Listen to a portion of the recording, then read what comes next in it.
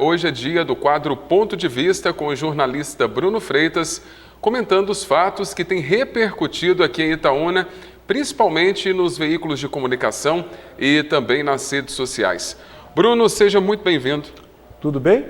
Estou bem. O que não está nada bem são as pessoas nas redes sociais comentando os últimos acontecimentos aqui de Itaúna, principalmente esse aqui que é o primeiro tema que você vai comentar, que é com a redução do ICMS, Itaúna perderá mais de 18 milhões em arrecadação. Essa afirmação é do prefeito Neider Moreira. Não existe almoço grátis não, né? Aquela velha máxima popular. A gente está aí sofrendo diariamente as consequências da inflação no contexto global, pós-pandêmico. Você já viu quanto que o leite está caro? Está beirando já os R$8 quase, né? Pois é, seria interessante ter uma pesquisa aqui em Itaúna, entre os diferentes estabelecimentos, para a população saber onde tem leite, óleo, feijão, arroz, combustível mais barato. Fica aí uma sugestão para o PROCON fazer esse levantamento mensal.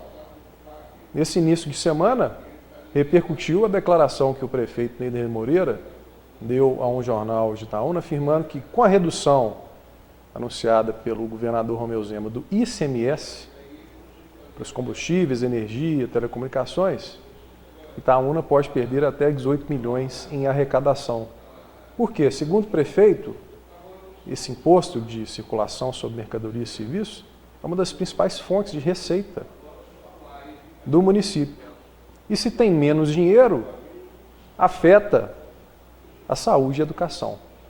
A repercussão nas redes sociais foi muito negativa. A população, principalmente a direita, se mobilizou para fazer uma saraivada de críticas ao prefeito, questionando o fato do município ter priorizado investimentos em asfaltamento, que inclusive garantiram a reeleição do chefe do executivo, e o porquê também deles terem priorizado o aumento dos salários dos agentes políticos naquele cenário de crise da pandemia. Então o povo não perdoou, só que o Neider, enquanto prefeito, ele está fazendo o papel dele em alertar que tira do ICMS, alivia o bolso do consumidor, mas impacta no município. Então ele está cumprindo o papel dele como prefeito.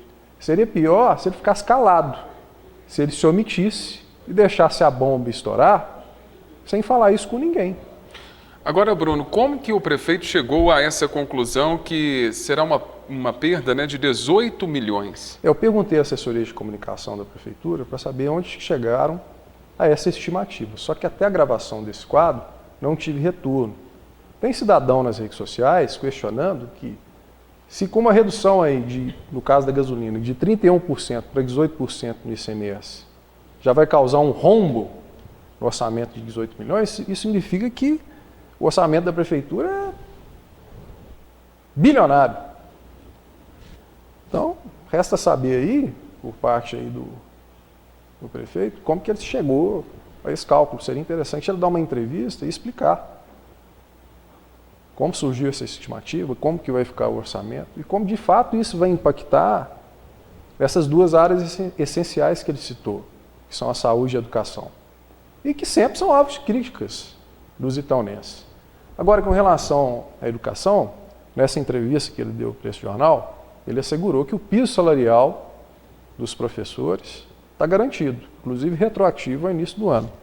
Portanto, segundo ele, essa reivindicação será atendida, inclusive esse projeto está sendo apresentado em reunião essa terça-feira na Câmara. Agora, Bruno, outro assunto que está dando o que falar é que o Ministério Público está fazendo uma auditoria no contrato da Via Sul. Mas a Via Sul alega que ela mesma que solicitou essa auditoria. É brincadeira, né? A gente falou aqui no último quadro que o Ministério Público instaurou uma investigação preliminar para apurar aí uma possível fraude e descumprimento no contrato de transporte coletivo. Diante de todos os problemas que nós viemos falando aqui no quadro, já há muito tempo. E depois da gravação do quadro, a Via Sul respondeu por e-mail dizendo que ela acionou o Ministério Público para instaurar aí um procedimento para apurar a questão do custo, porque, segundo ela, de março de 2020 a maio de 2022, a concessionária acumulou um déficit de 14 milhões. E essa é a alegação que ela apresentou à Prefeitura para solicitar aquele subsídio. Também circularam informações à imprensa de que na última reunião da Comissão de Transportes da Câmara, os representantes da empresa disseram que a manutenção do programa Conduz, que são aquelas vans, os portadores de mobilidade reduzida, é muito onerosa e só complica a situação. Ontem eu vi uma cena engraçada aqui na Jovem Soares, segunda-feira à noite. Uma dessas vans estava circulando, soltando uma fumaça branca, igual aqueles carros da dengue, aquele fumacê da dengue, Sim. indicando um problema no motor diesel. Então as vans já estão rodando sucateadas, tem pouquíssimas vans rodando. Também vi semana passada uma van com placa de Varginha. Portanto, esperamos agora, com essas respostas, que o Ministério Público apresente à comunidade o resultado dessa investigação. E a Prefeitura, da mesma forma, contratando uma auditoria que seja realmente especializada e que realmente seja independente, aponte o custo das planilhas, para saber se é plausível a reivindicação da concessionária ou se ela está aumentando demais, se ela está jogando os custos lá para cima para apontar a necessidade do subsídio. Repito, não dá mais para continuar o usuário, né, o transporte coletivo na prática, não atendendo a população. Se for para continuar dessa forma, de qualquer jeito, então abre outra licitação, revoga. O ex-gerente de trânsito já apresentou um memorando disso há tempo e contrata uma empresa nova para operar o serviço. Se a atual concessionária não tem condições, você está tendo só prejuízo, né? Como falado também aí, telespectador, larga o osso.